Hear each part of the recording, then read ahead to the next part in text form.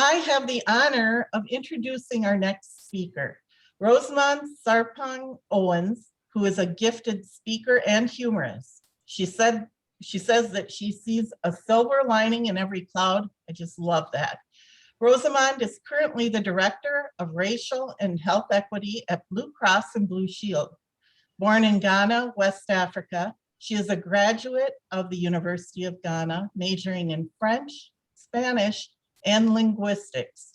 She holds a Master's of Public Health degree from the University of Minnesota with a focus on maternal and child health, along with health equity. With many accomplishments in her life, you should check out the biography, the full biography in the long program.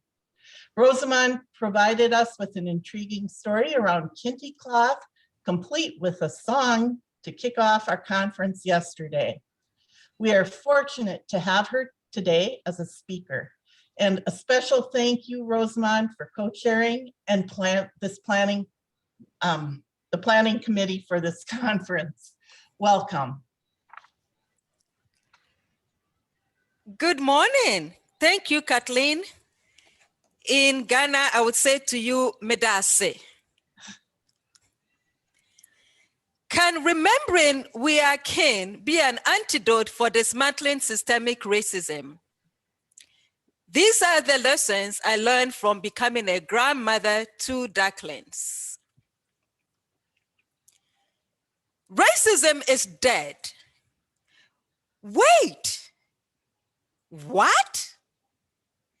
Before you all get excited about when you can attend the funeral of racism, there are a few things you and I must do.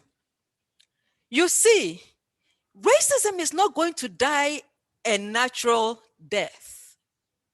So if racism's funeral on April 30th, 2045, we must act. Racism is a pervasive problem that has permeated every fabric of society for centuries. This whole idea of dehumanizing people based on the color of their skin, ethnicity, or national origin has been used as a justification for wars, genocide, colonization, slavery, and the list goes on and on and on.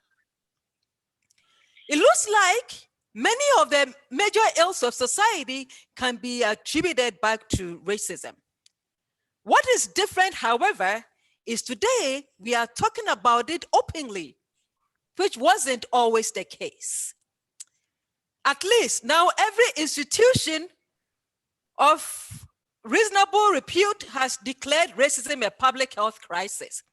Do you know, I was almost tempted to put a yard sign on my lawn saying, I, Rosemond Owens, declare racism a public health crisis?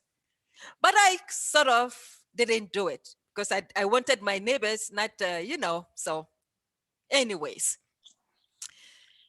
We see the issue of systemic racism, we have seen it amplified with the health inequities that we saw with COVID-19, the disproportionate burden of COVID-19 cases, deaths, hospitalizations on people of color and indigenous people. And the murder of George Floyd and lately the killing of Daunte Wright. Is it possible to live in a world where there's no racism and where the intrinsic worth and value of everyone is realized no matter the color of their skin or where they come from or how they speak their English, like myself? And since we are in the public health world, I must add, is it possible to live in a world devoid of racism so that all people have the power, resources, and opportunities to reach their full health potential? I think that kind of world is possible, and this is the reason why. I'm going to tell you the story behind the reason for my optimism. It's not only that I always see the glass half full, but I am also optimistic because of all of you gathered here to reimagine what an anti-racist public health looks like. But also, this is the story. I became a grandmother to 3 ducklings last spring. Get them out of my house. That is what I said to my 13-year-old who had been gifted with 3 very yellow ducklings. You see, I had just come from the store, and right in the middle of my house were 3 ducklings. And my dad, my daughters love animals and everything. I think it skipped 1 generation, not me so much.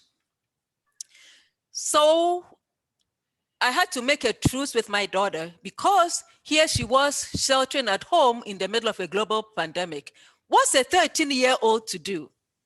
So I caved in and I decided that she could keep the ducklings, but she should keep them out of my sight. Do you think that happened? Oh no. So what do they say? If you can't beat them, you join the party. So that is what I did. These ducks had come to stay in my home, only that I didn't get the memo in advance, right? So by the fall of 2020, however, I had become like a grandmother to these ducks. I had also become their chief advocate. My daughter named the ducks Gigi, Bibi, and Esmeralda. And you know how 13-year-olds like to sleep in? So I had also become the ducks' custodian. I let them out of their coop, make sure they have water and that their food is out. And these are the lessons now. These are the lessons I learned from the ducks and how we can apply them to how we can all come together, remembering that we are kin so we can end racism. So first of all, the ducks realized that they were kin from the get-go. Kin is K-I-N. Kin means one's family or relations.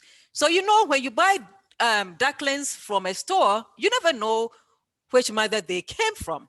But I think when the ducks got to my home, they realized that they may not have come from the same ship, but they were in the same boat now. So they decided that they needed to bind together. And it was important because I realized that from the get-go, even when they were very little, if you picked one of the ducks out of the basket, the other 2 would shriek so loud as if something was missing. And until you put that duckling back, they would not stop shrieking.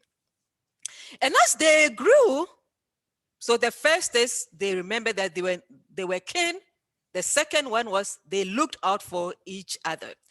So my daughter, she can tell the difference between the ducks, but I couldn't. So she told me that Gigi was slow. And so, you know, she is their mother, of course, so she knows, right? So Bibi and Esmeralda were very fast, but Gigi was slow. And this is what happened.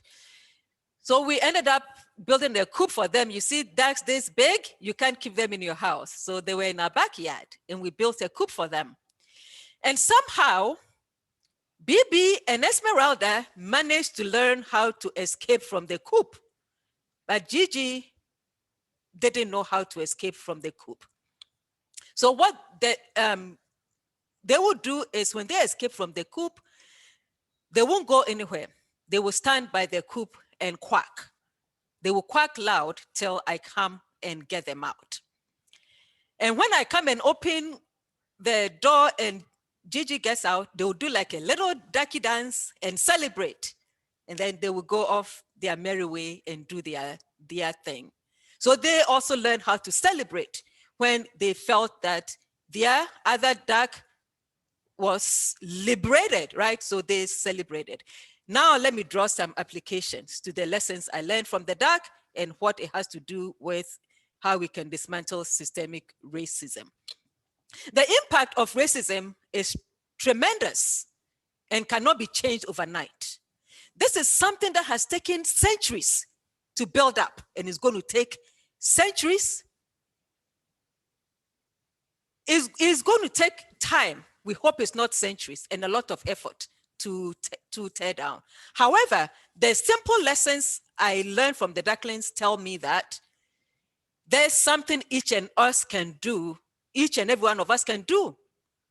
Besides the hashtags, there's things that we can do, right? So first, we can start to begin to see each other in a new lens and start treating each other as kin, irrespective of the color of their skin, their skin, irrespective of where we have come from, or irrespective of the language we speak or how we look like. When we do this and we start seeing each other as kin, we will stop dehumanizing one another.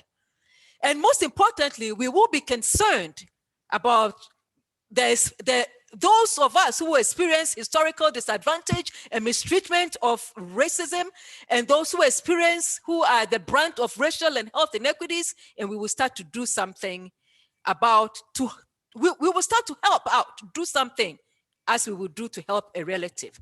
Secondly, we must do what we can to fight against systemic racism. Like I told you, Bibi and Esmeralda quack very loudly, as if to say, we are darks, we do not know how to open doors to coops, but what we know how to do is to quack. So we are going to quack at the top of our lungs.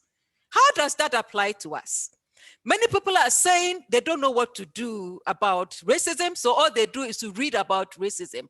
Why that knowledge is good, it's not going to dismantle systemic racism. That awareness is important, but we cannot stop there. The lessons I learned from the darks is that they don't worry about what they can't do, and they put all their energies in what they can do. Can you imagine what would happen if we put all our energies in what we can do? So, what are some of the things that we can do? We can speak up, take action against injustice, speak up discrimination, inequities, and like the darks, we can resolve not to quit till victory is won. See, the darks, they quack and quack and quack till I calm down. Because it is only when people of goodwill come together, speak up and demand change that we can transform our communities and our world will be devoid of racism. After all, isn't it Angela Davis who said, we are no longer accepting the things we cannot change. We are changing the things we cannot accept. So what are some of the things we cannot accept? Things like mass incarceration, voter suppression, police brutality, killing of unarmed Black men, xenophobia of Asian Americans, health inequities, income inequalities, education inequalities, microaggression, gentrification. These are all things that we cannot accept. It is also worth noting that I took notice that if I don't go down and open the coop, the darks will quack so loudly that my neighbors will wake up. So because I took notice, now when I wake up in the morning, I would go and open the coop. See, if we protest, if we question and we act long enough, society will realize that we mean business and we'll begin to see the changes we are demanding realized. So I also told that the darks celebrated, right? So the anti-Asian bill just cleared the Senate. It was the verdict of the Chauvin trial, and thanks to Uzoma Obasi, who was able to capture some of the photos, we see poignant photos of the celebration. Another important thing was seeing the family of George Floyd celebrate their verdict. It was something to behold. So there was a picture of the Reverend Jesse Jackson. And when you see all the tears, Delaney, you see all the tears streaming from his face. The next slide, please. You can see, they say a picture can say 1,000 words. Only God knows what must have been going through his mind at that time. So you see, celebrating our victories is proof that we can overcome and also provide strength to stay in the fight. So, back to that slide that says that racism is dead. Each and every one of us is invited to do something. We need to put our own stakes in the ground and declare that racism stops with us. And just like the darks, we have to first see each other in a new lens of kinship.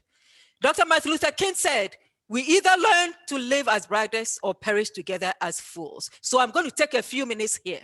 What is it that you are going to do to make sure that you can attend racism's funeral? So as you do your RSVP now, can you put in the chat what you are going to do?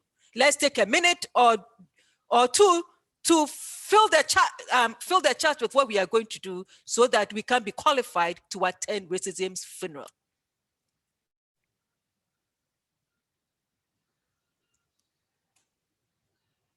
I'm going to pause here as you populate the chat with your action steps and what you are going to do. That's one thing. For me, I am going to question. I am going to question every table that I go to. I am going to question who is missing. I'm going to always question who is missing from the table, who is missing from our organizations, who is missing from the leadership in our organizations, who is missing, who are all the researchers getting funding, who is missing. That is the question I am going to ask. I am going to ask the question, who is missing? So I hope that you will all join me. It is only when we act that we can kill racism, because racism won't die a natural death. And that is only when we can attend the funeral of racism, put nails in their coffin so that future generations, our children and those who come after them and those who come after them will live in a world devoid of racism. And if the Darks can do it, trust me, we can all do it. Mahatma Gandhi got it right when he said, the difference between what we do and what we are capable of doing will suffice to solve most of the world's problems. So today I call us, what are we capable of doing?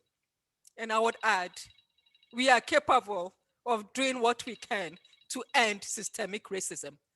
And this is a funeral I cannot wait to attend.